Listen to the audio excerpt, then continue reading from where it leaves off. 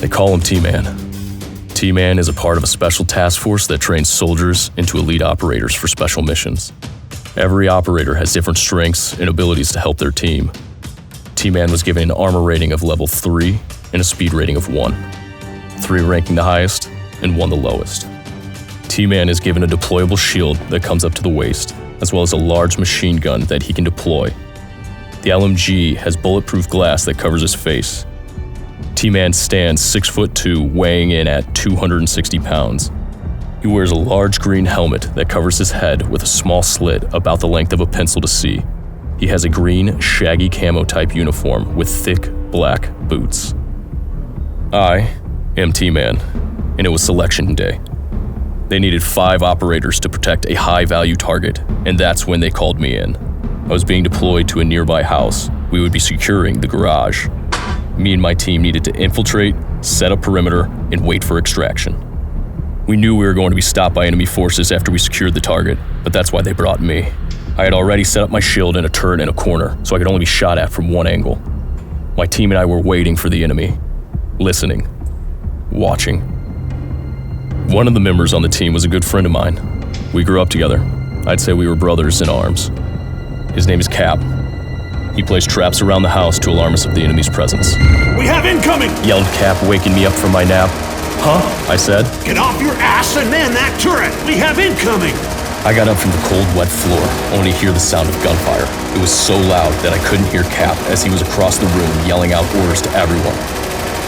Cap barked at me. T, get on that damn turret and shoot back!"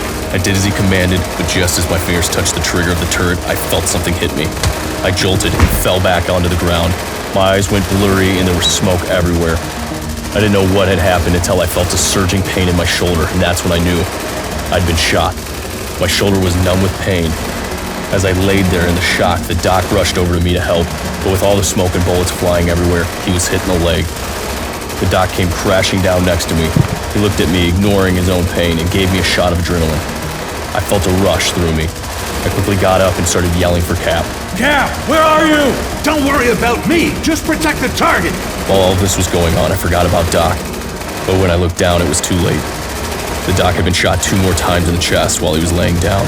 Man down, man down!" I yelled out. The bullet in my shoulder felt like a small bee sting.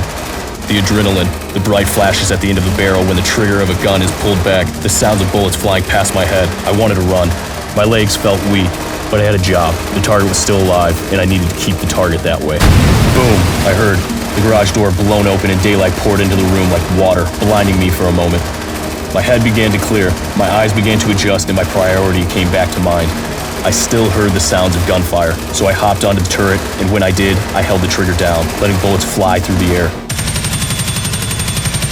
A good 2 minutes went by until I needed to reload.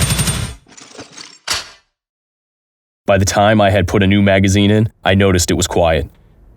"Cap," I said in a low voice. There was no response. Didn't hear anything. The room was so quiet I got goosebumps down my neck. Felt as if I were alone. I waited for a while, and that's when I heard him. M-Man. He was known by the whole task force. He's killed many members of my team in past missions, but this time, I was going to end his reign of terror. I quickly picked up my shield and turret, moving them to the front of the garage where I would be waiting for him. I heard his footsteps getting closer, louder until they stopped.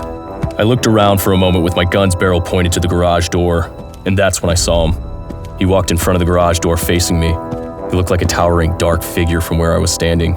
The light made it where I could only see the outline of his body. I covered my eyes with my hand, and I could sort of make out his face. He wore a black ski mask with a SWAT helmet protecting his head. He carried a large bulletproof shield that covers his body. We looked at each other, staring each other down, seconds feeling like minutes, minutes feeling like hours. I could feel the sweat dripping down my neck and face. I was terrified, but I couldn't show any fear. I have to stand my ground for the mission, for the team, for Cap. Suddenly, he began to make his way toward me, beginning to move faster and faster like a bull. I pulled the trigger, holding the machine gun, feeling the kickback jerk me back and forth. I screamed as he began to slow down from the bullet's impact to his shield. I knew my magazine would run out, and that's when he would start shooting back.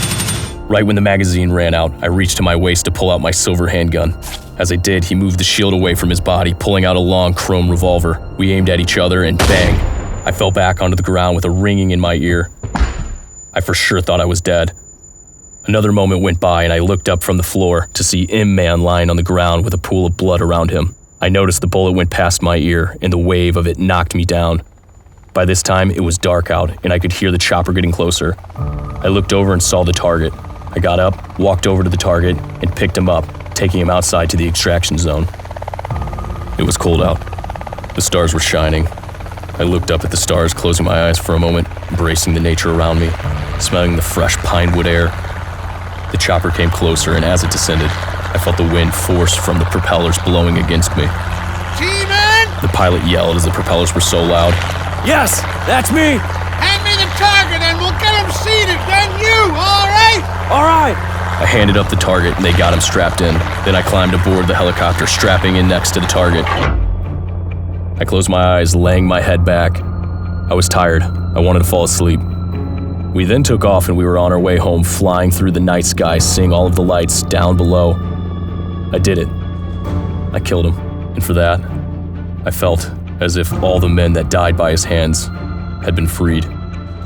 Cap would be proud, I said to myself as I dozed off into a deep sleep.